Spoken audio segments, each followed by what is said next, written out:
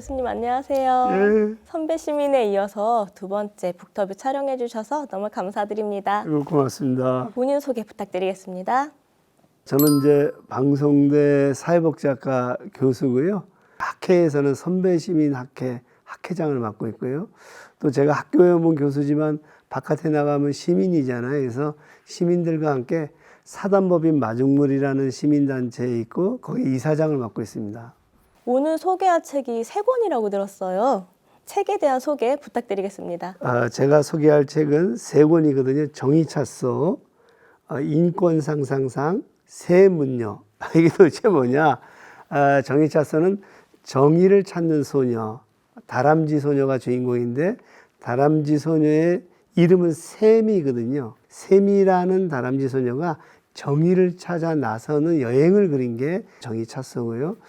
두 번째 책은 이상이 일상이 되도록 상상하라. 부제가 민달팽이의 인권문뜨기. 그러니까 민달팽이가 인권을 찾아서 자기의 어떤 그 권리를 찾아 나서는 여행이거든요. 그래서 이제 두 번째 책은 인권에 대한 얘기고요. 세 번째 책은 새문녀, 세상을 묻는 너에게. 소위 얘기하는 두더지 부녀가 법과 로즈라는 이름을 가지는 아빠와 딸이 세상을 묻고 있거든요.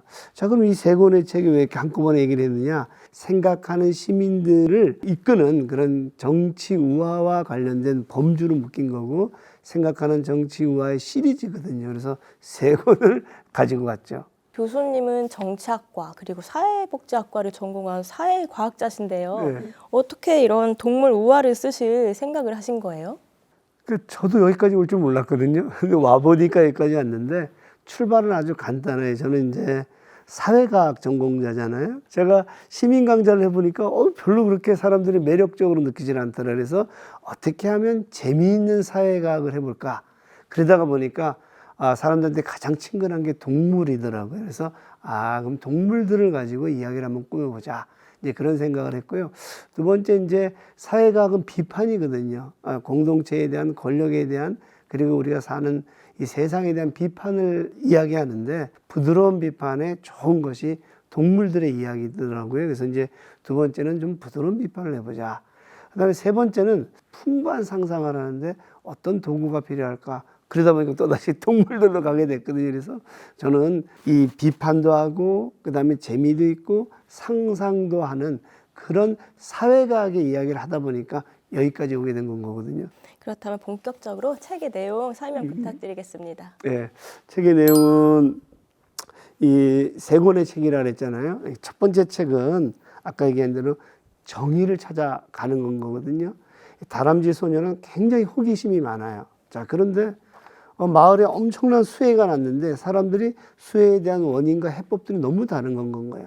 야, 그러면 내가 어떤 것이 정의인지를 쌤이는 궁금해서 디케라는 정의의 여신을 찾아왔는데 정의의 여신이 뭐라 그러냐면 이렇게 얘기를 해요. 내가 눈을 가리고 있어서 보이지가 않아서 뭐라고 코멘트를 못 하겠어. 그러면 눈가리를 벗으면 되잖아. 이럴 때 하는 소리가 눈가리를 벗으면 편견이 생기잖아. 그러면서 이제 이 당황해하는 걸 보면서 이 디케가 다람쥐 소녀 쌤이한테 얘기합니다. 너가 정의를 좀 찾아다 줄래? 그때서부터 이제 다람쥐 소녀는 우리가 소위 역사 속에서 만나는 자기가 진리라고 생각하는 그런 철학자들을 찾아 나서거든요. 그리고 나서는 맨 마지막에 정의를 찾습니다. 그 이야기가 이 책에 이제 실려 있는데 혹시 혜민 선생님 한번 좀 읽어봐 주시겠어요? 제가 한번 읽어보겠습니다. 네. 결국 정의는 끊임없는 질문 속에 있어요. 저는 호기심과 질문이 많은 제 특성 때문에 정의를 정의하지 못한다고 생각했는데 이제 보니 정의는 어딘가에 존재하는 것이 아니라 끊임없는 질문 속에 움직이는 것이었어요. 왜 이 간단한 진리를 지금에야 알게 되었을까요? 네. 그러니까 우리는 정의가 어디 멀리 있고 우리는 찾아야 된다고 생각했는데 다람쥐 소녀 쌤이는 정의라는 것은 이웃들과 함께 비판하고 상상하고 그리고 대안을 만들어가는 그곳에 정의가 있다는 것을 깨닫게 되거든요. 자, 이것이 첫 번째 책이라면 두 번째 책은 그렇게 호기심을 가지고 비판하면서 찾아낸 인류가 합의한 정의는 뭘까? 그게 인권이거든요. 그래서 인권 상상상 이상의 일상이 되도록 상상하라 이 책은 그렇게 찾아낸 정의에 관한 이야기거든요. 이때 주인공이 민달팽이라 그랬잖아요. 왜 민달팽이를 제가 주인공으로 삼았냐? 민달팽이는 느리고 징그럽고 그리고 또 집도 절도 없거든요. 민달팽이는 또 다른 특징이 하나가 있는데 자웅동체거든요. 자웅동체는 이제 남녀가 구분이 안 되는, 우리로 치게 되면 성소수자를 대변하거든요.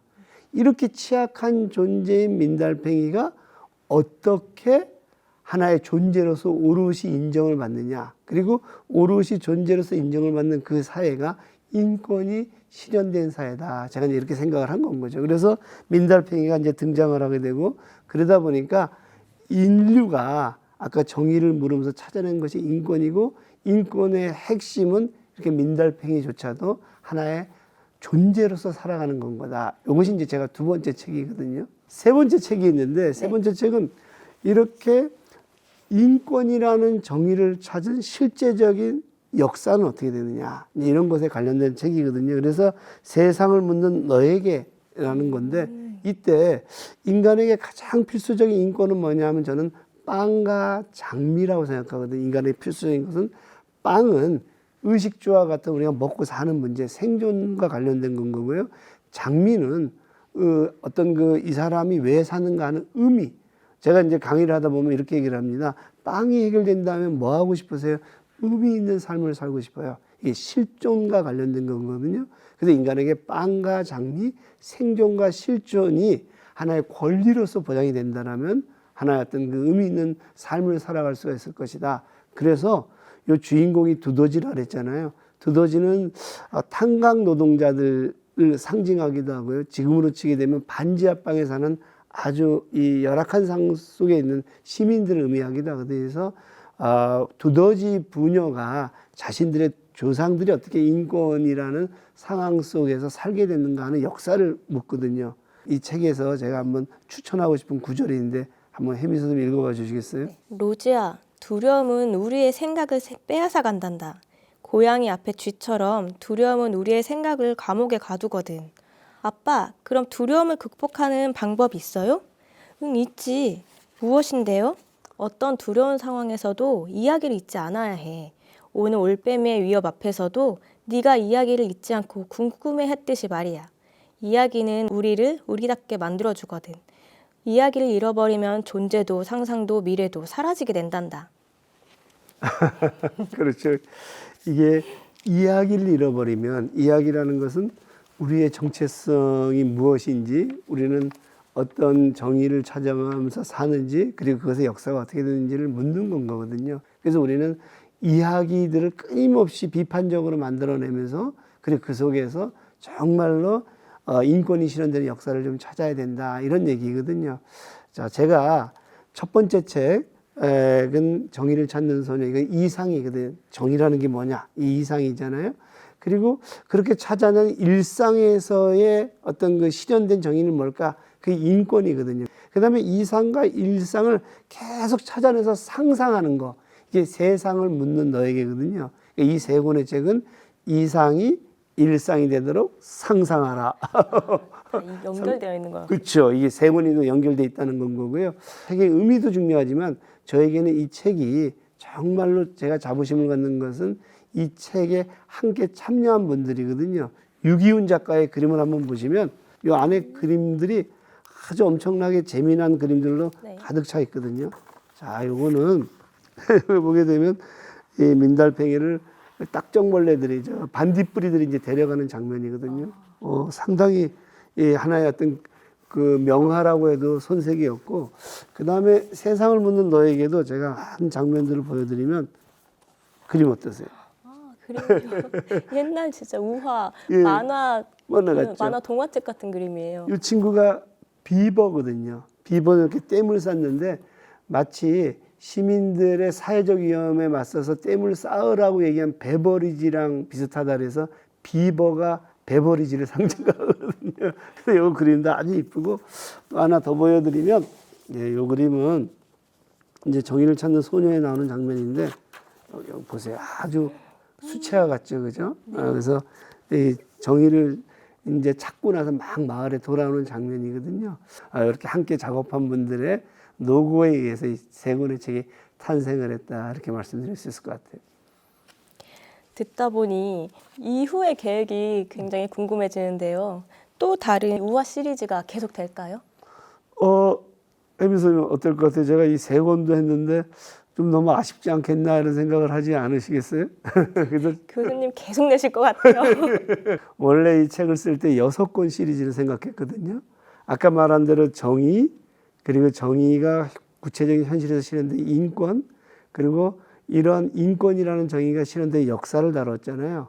그럼 이게 공장에서는 어떤 일들이 벌어질까? 회사에서는, 국가에서는 어떤 일들이 벌어질까? 마을에서는 이것이 어떻게 나타날까?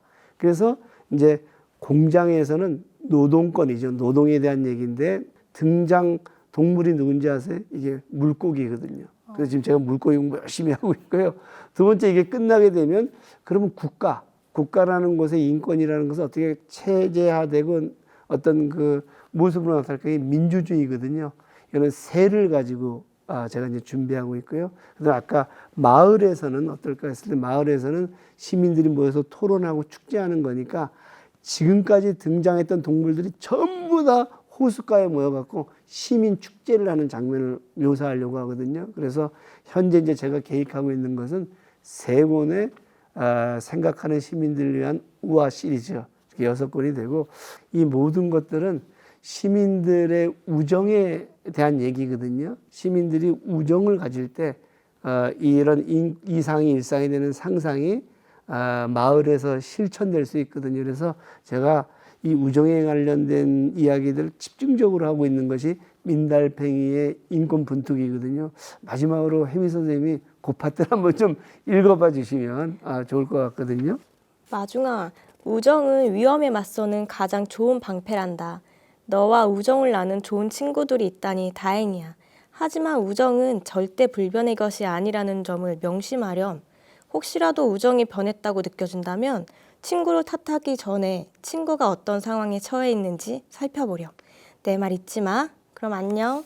예, 이거는 보라 아저씨가 나중에 이제 할아버지가 되는데, 마중이니까 민달팽이가 이제 여행을 떠나기 시작할 때 우정을 통해 갖고 좋은 공동체를 만들어야 되는데, 이 마중이가 실망을 할 수 있거든요. 실망을 할 때 우리는 친구를 탓하는데, 친구를 탓하지 말고 친구가 처해져 있는 상황과 구조를 봐. 그럼 친구도 이해되고 그 우정에 대해서도 깊어질 거야. 이런 얘기거든요. 저는 이 우정이 시민들의 연대라고 생각하거든요. 사실은 이 세 권의 책은 시민들의 연대에 기반해서 우리가 인권이라는 정의를 찾고 그 정의를 통해서 좋은 공동체를 만드는 것에 관한 하나의 이야기라고 할 수가 있거든요. 거듭 말씀드리지만 이 책이 재미에 더해서 시민들의 좋은 공동체를 만드는 하나의 화두가 되고 상상의 하나의 어떤 기초가 됐으면 좋겠습니다. 오늘 초대해 주셔서 고맙습니다. 이상으로 북터뷰를 마치겠습니다. 교수님 감사합니다. 네.